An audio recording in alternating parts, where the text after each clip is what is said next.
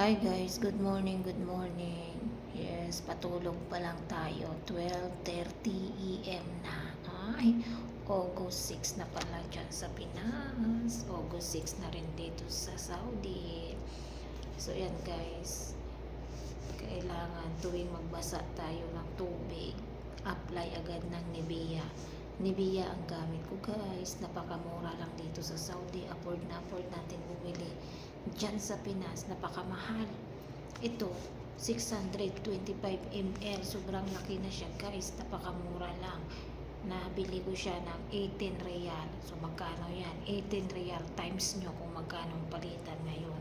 Kasi sa Pinas to mga ano na to no? 800, 600. Ito lang ginagamit ko kasi ayaw ko ng yung Vaseline na anong tawag dyan? Malagkit kasi yun yung Vaseline na anong tawag dyan? Petroleum jelly, ganun. Ayan. Tuwing magbasa ng tubig, apply agad kasi sobrang dry ng kamay guys. So, yung kamay ko sa Sunrocks. Dry na dry. Sunrocks, tapos tubig sa gripo, napakainit. Kung taglamig naman, ganun din. Kaya wala talaga tayo choice. Ayan. So,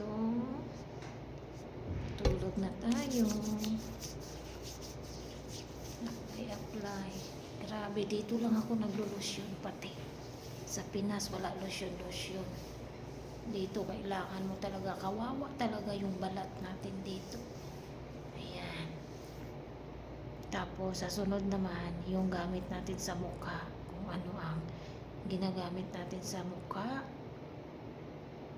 Ayan, abangan nyo sa ating next video. Bye guys!